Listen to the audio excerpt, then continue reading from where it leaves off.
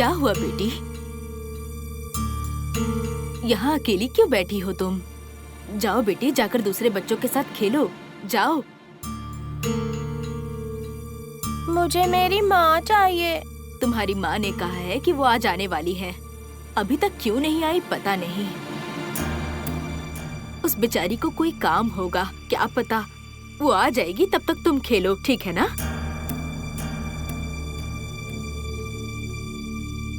मेरी प्यारी बच्ची है ना?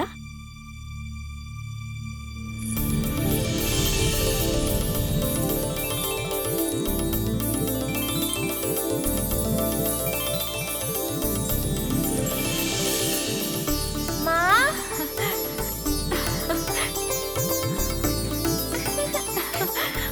बेटा।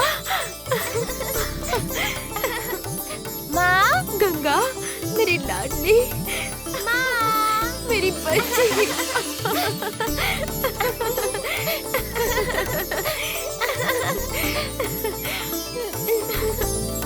माँ।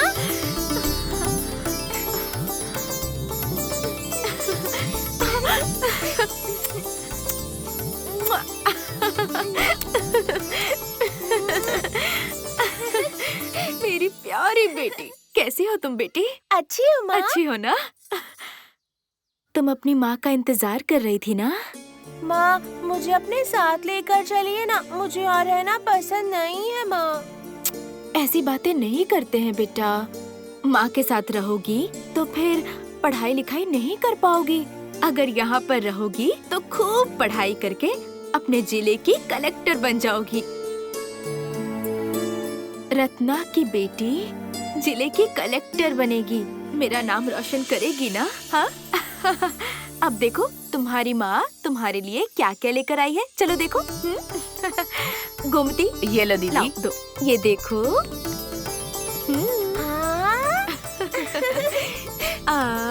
वाह। मेरी लाडली बेटी। दूसरे बच्चों के भी माता पिता आए हैं। अभी तक मेरी माँ नहीं आई, ऐसा कह के बच्ची बेचारी बड़ी उदास थी।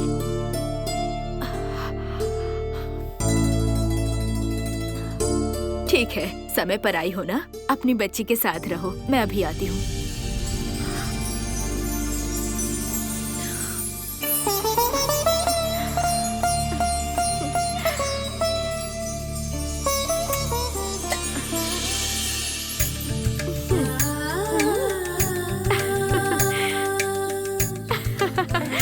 अच्छा लगा ना?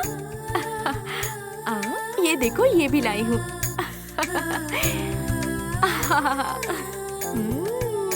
अच्छा है ना?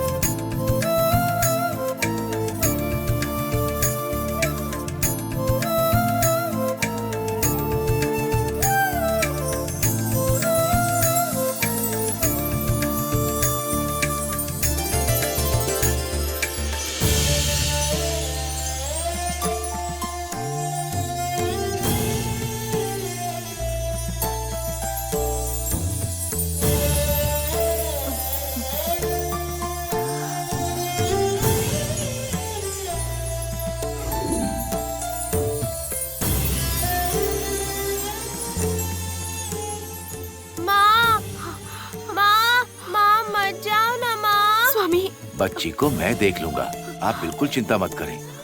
हाँ? चलो दीदी चलते हैं, वो यहाँ सुरक्षित रहेगी।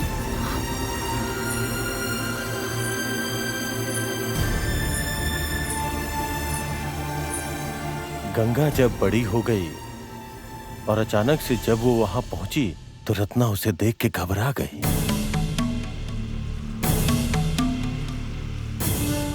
उसे इस बात का डर था कि गंगा को कहीं उसके जीवन की सच्चाई का पता न चले। वैसे उसका भय भी स्वाभाविक था और फिर वही हुआ।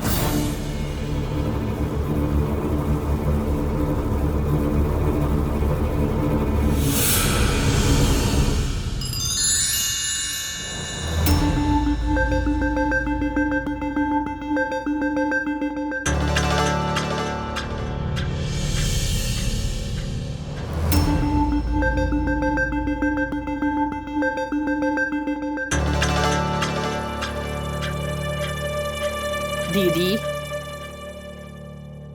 आपकी बेटी गंगा हमारे साथ ही है। आपको तो खुश रहना चाहिए। आपका चेहरा क्यों उतरा हुआ है दीदी? वो भी आपके बारे में सोचकर दुखी हो रही होगी। मेरा चेहरा क्यों उतरा हुआ है तुम नहीं जानती? किसी भी पल जमींदार आ जाएंगे ये सोचकर मुझे बहुत डर लग रहा है। मैं ये कैसे जिंदगी जी रही हूँ, गंगा को अगर पता चल जाएगा तो क्या होगा, इसी की चिंता है। दीदी, बहुत समय से छुपा कर रखा है तुमने, अब और उससे कैसे छुपाओगी तुम ये बात? छुपा कर रखना ही होगा। मेरी आखिरी सांस तक छुपाऊंगी। मेरी बेटी के बारे में किसी को पता नहीं चलना चाहिए। गंगा को चेन्नई शहर में भेजकर वहीं पर रोककर उसकी आगे की पढ़ाई पूरी करवाऊंगी मैं। यही फैसला किया है मैंने और ये सब जमींदार के यहाँ आने से पहले ही करना होगा। ठीक है दीदी, तुमने फैसला कर लिया है तो शहर जाने के लिए गंगा को मनाना ही होगा। कैसे भी उसे इसके लिए मना कर तैयार करना होगा। घर के बाहर जो लालटेन लटका हुआ है, गंगा ने उसे अब तक नहीं देखा। अगर वो देख लेगी तो पूछेगी किस लिए है। तुम अभी जाओ और वो लालटेन लेकर आओ। दीदी, तुम्हारी पहचान दासी से ज्यादा कुछ नहीं। अगर उस लालटेन बत्ती को वहाँ से हटा दिया तो जमींदार साहब हमसे बहुत नाराज हो जाएंगे दीदी। अगर वैसा कुछ होगा तो भी परवाह नहीं। तुम्हें जो पहले कहा है वो करो। दीदी, जमींदार साहब का ही आना बंद कर दिया तो हमारी रोजी रोटी का क्या होगा दीदी? अब तक मुझे जो भी गहने जमींदार ने दिए हैं वो सब मेरे पास है और मेरे नाम पर लिख कर दिया हुआ खेत भी है। अब उन्हीं पैसों से मैं गंगा को पढ़ा लिखा कर कुछ बनाऊंगी, यही सोचा है मैंने। ठीक है दीदी, जमींदार आएंगे तो उन्हें क्या जवाब दोगी तुम? कुछ भी कह के बात को संभालना पड़ेगा। उन्हें आने दो, देखती हूँ। पहले तुम जाकर वो लालटेन बत्ती यहाँ लेकर आओ। ठीक है दीदी।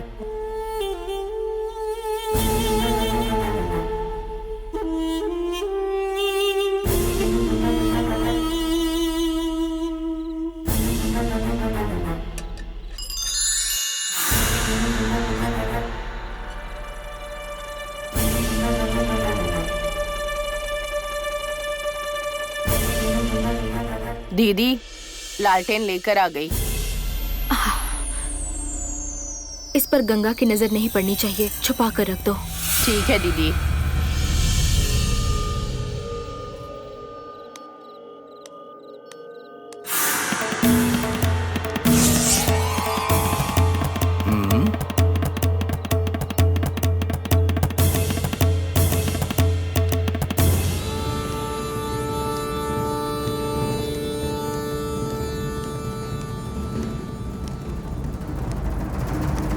रत्ना, रत्ना,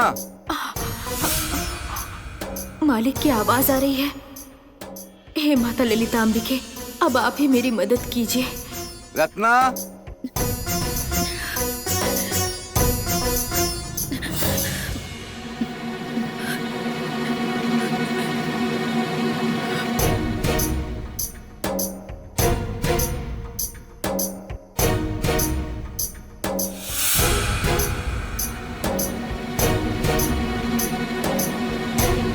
क्यों, क्या हुआ रत्ना?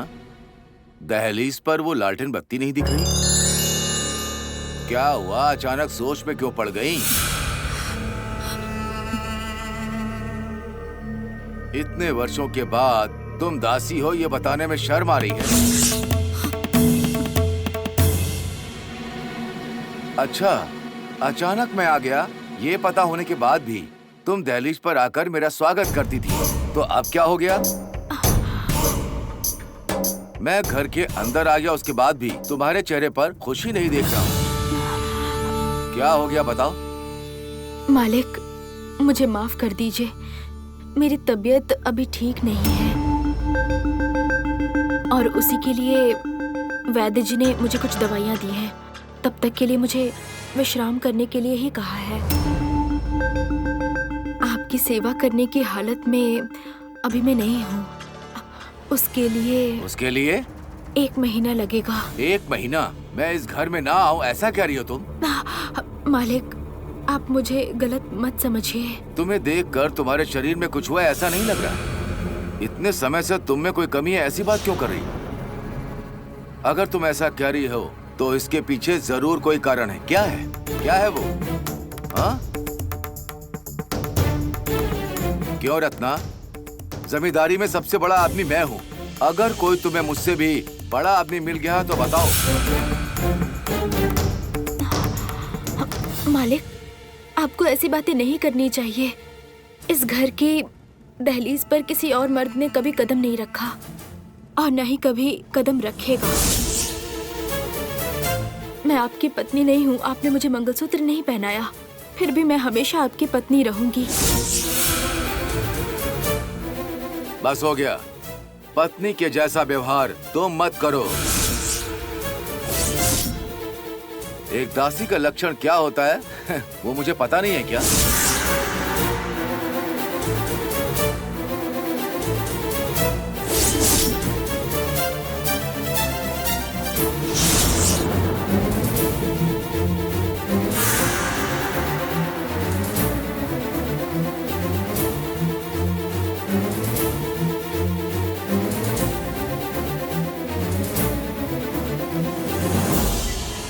मालिक, अभी कुछ भी मत बोलिए। मेरी तबीयत ठीक हो जाने के बाद मैं आपको खुद बुलावा भेजूंगी। अभी के लिए आप बाहर जाने को कह रही हो क्या? जहाँ तुम रह रही हो मेरा घर है, मैंने तुम्हें दिया है। खेतों को तेरे नाम पर लिख दिया है। क्या नहीं दिया है तुम्हें? सोना हीरा सब तुम्हें भर भर कर दिया है।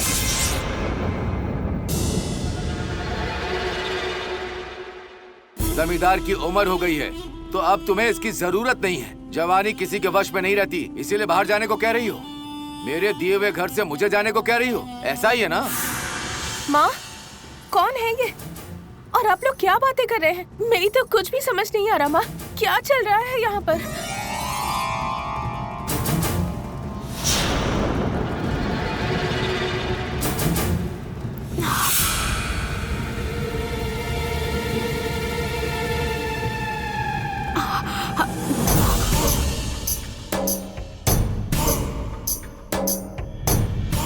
गंगा, तू अंदर जा।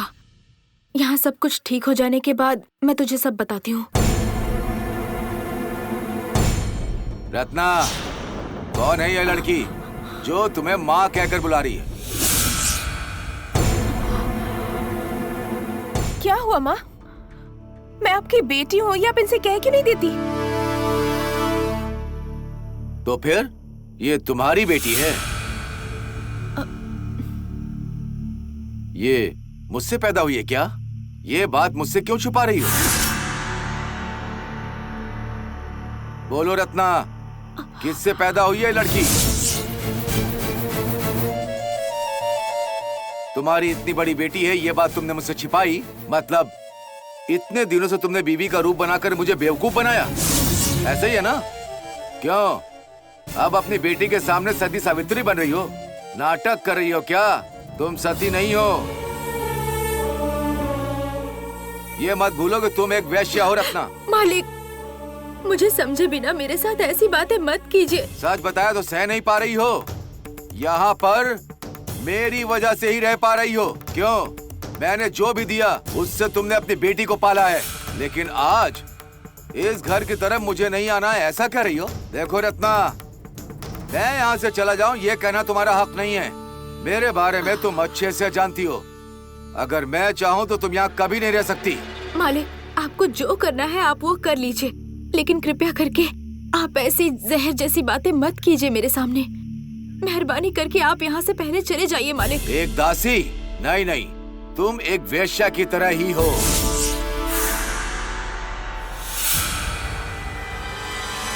मेरी बेइज्जती करके ऐसे तुम इस गांव में जी नहीं पाओगी।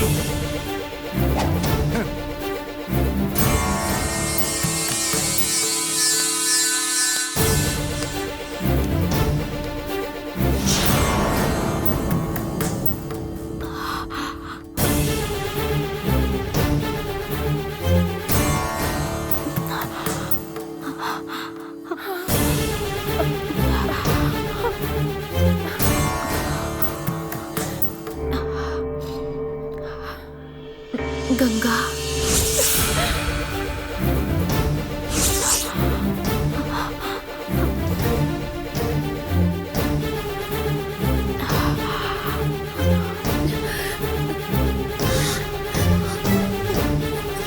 छी, छी।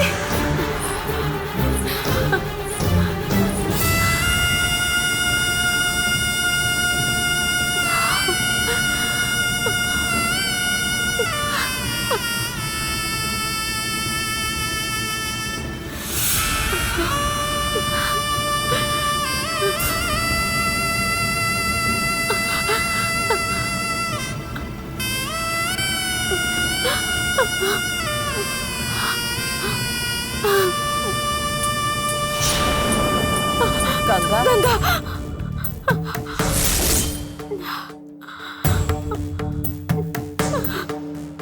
इस गांव में किसी को मेरे बारे में नहीं बताया।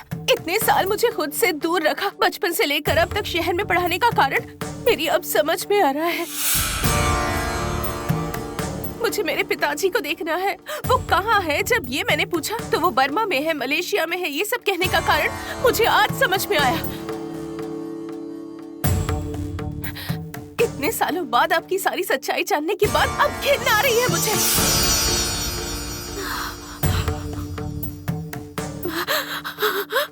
अपनी माँ से ऐसी बातें मत करो बेटी। मालिक को छोड़कर मैंने किसी पराये तो इसका मतलब यही है ना मेरे पिता? उनके इतना कहने के बाद भी मैं आपकी बेटी हूँ, ये बात आपने क्यों नहीं बताई? फिर वो जो कह रहे हैं वो सही है या आप जो कह रही हैं वो सही है? किसका यकीन करूं मैं? आप एक दासी हैं। मैं किसकी बेटी हूँ ये आपको भी नहीं पता।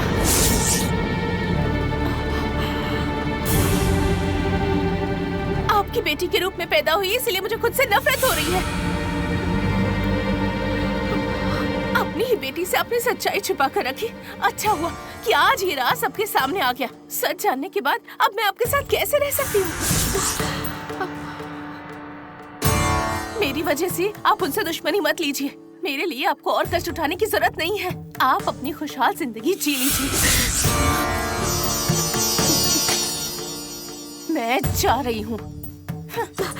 गंगा, रुक जाओ बेटी।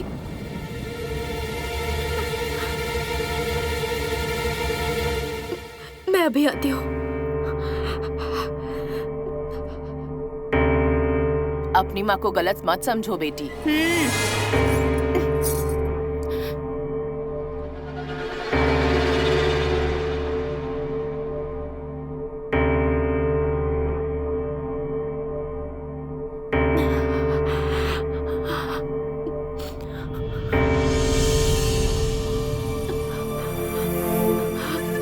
गंगा, ये देख।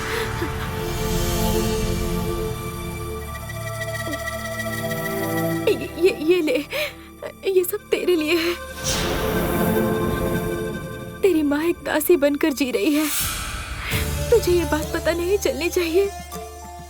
बस यही चाहती थी मैं। तेरी जिंदगी मेरे जैसी ना हो, ये चाहती थी। लेकिन किस्मत को जो मंजूर होता है वही होता है। देखो, मैंने जो चाहा उसका उल्टा हो गया। तुम्हें सब कुछ पता चल गया, वो भी खुद ब खुद। लोग मेरे बारे में क्या सोचते हैं फर्क नहीं पड़ता, लेकिन तू क्या सोचती है उससे फर्क पड़ता है। मैं पवित्र हूँ, ये मैं अच्छी तरह से जानती हूँ। लेकिन मेरी बेटी ही मेरा यकीन नहीं करेगी तो क्या करूं?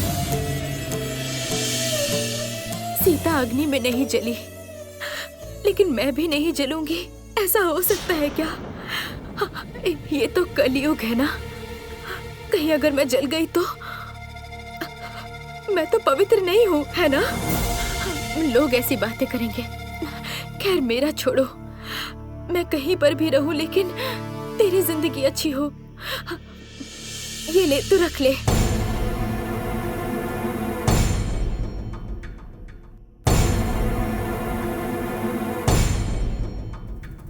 एक दासी की बेटी बनकर पैदा हुई हूँ ना, इस बात से घिन आती है। आपकी दौलत से मैं पली बड़ी, ये बात सोचकर मुझे खुद से नफरत हो गई है।